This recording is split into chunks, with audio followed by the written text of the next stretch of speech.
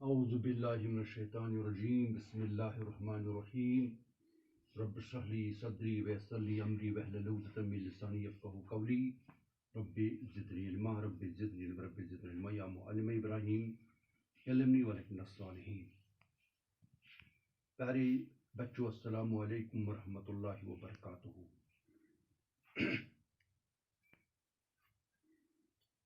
اللہ کا فضل و کرم ہے کہ آج ہم پھر ایک بار آپ کو 11ویں جماعت کے طلباء و طالبات کو آج کی اردو کلاس میں خوش آمدید کہتا ہوں۔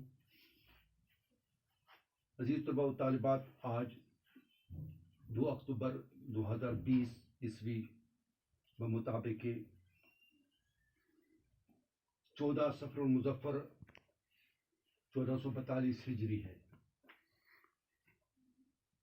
پیارے بچوں، السلام علیکم۔ آج کا ہمارا موضوع ہے اطہر پرویز۔ اطہر پرویز کا لکھا ہوا ڈرامہ آپ کی کتاب میں، نصابی کتاب میں شامل ہے، محلے کی ہولی۔ اور اس ڈرامے میں اطہر پرویز نے قومی یکجہتی کے حوالے سے بات کی ہے۔ آج ہم انہی پر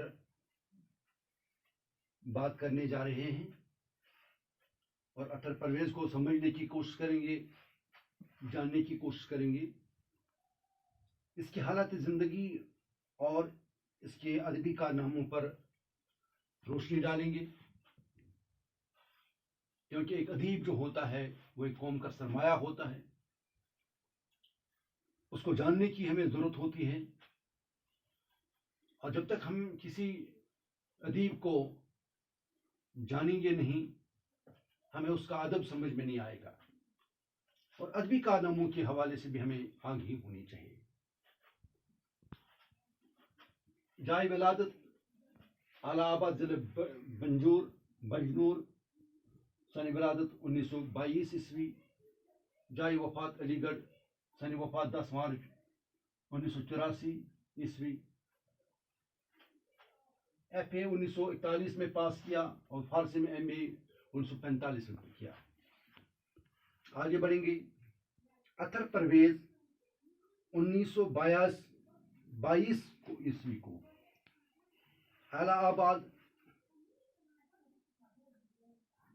سلوا ہارہ ضلع بجنور میں پیدا ہوئے۔ ان کی ابتدائی تعلیم پہلے مدرسہ میں ہوئی، جہاں اردو کے ساتھ ساتھ قرآن شریف، گلستان اور بوستان پڑھی۔ یعنی یہ روایتی تعلیم تھی، جو مدرسے کی تعلیم ہوا کرتی تھی۔ ان دنوں یہ روایت تھی کہ جب بچہ پیدا ہو جاتا تھا، پہلے اس کو گھر میں تھوڑی بہت جانکاری دی جاتی، پھر اس کو مدرسے میں داخل کیا جاتا تھا۔ اس طرح پرویز اطہر کو بھی مدرسے میں داخل کیا گیا ہے، جہاں اس نے اردو کے ساتھ ساتھ قرآن شریف، گلستان اور بوستان پڑھی۔ اعلیٰ آباد میں کرسچن کالج سے ایف اے پاس کرنے کے بعد 1941 میں علی گڑھ آئے، اور اس کے بعد مدرسے سے فارغ ہو کر آپ کو کرسچن کالج میں داخل کیا گیا ہے، جہاں پرویز اطہر نے ایف اے پاس کیا ہے، اور اس کے بعد 1941 میں پرویز اطہر علی گڑھ چلے گئے۔ یہاں سے 1945 میں فارسی میں ایم اے پاس کیا، اور یہاں علی گڑھ میں انہوں نے 1945 میں فارسی زبان میں ایم اے پاس کیا، فارسی سبجیکٹ میں۔ یونیورسٹی چھوڑتے ہی سیاسی زندگی اختیار کی، اور اس کے بعد جب وہ یونیورسٹی سے فارغ ہو گئے تو انہوں نے فوراً سیاست میں قدم رکھا، سیاسی زندگی اختیار کی، اور صوبہ متوسط میں کئی سال قیام رہا، اور اس سلسلے میں سیاسی زندگی کے دور میں، سیاسی زندگی کے دور میں آپ صوبہ متوسط میں بہت سارے سالوں رہے، وہاں انہوں نے قیام کیا۔ 1950 عیسوی تک کل وقتی سیاسی کارکن کی حیثیت سے کام کرتے رہے، یعنی 1950 تک آپ ہمہ وقتی کارکن کی حیثیت سے کل وقتی سیاسی کارکن کے حیثیت سے اس نے کام کیا، یعنی ہم وقت یعنی 24 گھنٹے وہ سیاست کے ساتھ منسلک رہے، اس کے علاوہ کوئی کام نہیں کیا۔ اسی دوران جیل کی زندگی بھی گزاری اور زندگی کو بہت قریب سے دیکھا، اور چونکہ سیاست میں جیل لازمی چیز ہے تو انہیں جیل بھی جانا پڑا، جیل کی زندگی بھی گزاری، اور جہاں سے ان کو زندگی کو قریب سے دیکھنے کا موقع ملا۔ 1950 عیسوی میں دہلی آ گئی اور جامعہ کے بچوں کے رسالے قیام تعلیم کی ادارت کے فرائض انجام دیے۔ اور جب 1950 میں آپ دہلی آ گئی تو پھر وہاں آپ نے جامعہ جو تھی، جامعہ کے جو بچے تھے ان کے رسالے، ان کا جو رسالہ نکلتا تھا، میگزین نکلتا تھا، اس کا نام تھا پیام تعلیم، اس کی آپ نے ادارت کے فرائض انجام دیے۔ 1956 میں وہاں سے مستعفی ہو کر علی گڑھ گئے، اور وہاں بھی زیادہ ٹائم نہیں گزارا، زیادہ وقت نہیں گزارا، اور 1 سال کے بعد یعنی 1956 میں آپ نے وہاں استعفیٰ دے دیا اور علی گڑھ چلے گئے۔ 1958 عیسوی میں اردو میں ایم اے کیا، اور اس کے بعد آپ نے 1958 میں 1941 میں 1945 میں فارسی اور 1958 میں انہوں نے اردو میں ایم اے کیا، اور 1959 میں جنرل ایجوکیشن لیکچر کی حیثیت تک ہوا۔ اس کے بعد آپ کو جنرل ایجوکیشن میں بیسٹ لیکچر تعینات کیا گیا، یہ 1959 کی بات ہے۔ 10 مارچ 1984 کو علی گڑھ میں انتقال کر گئے، اور 10 مارچ 1984 میں آپ انتقال کر گئے، دائی اجل کو لبیک کہہ گئی، وفات پا گئے، انا للہ و انا الیہ راجعون۔ پیارے عزیز طلباء و طالبات، آپ دیکھیں کہ انہوں نے کیا کارنامے کیے ہیں ادبی دنیا میں۔ بچوں اور کم پڑھے لکھے بالغوں کے لیے متعدد کتابیں لکھی۔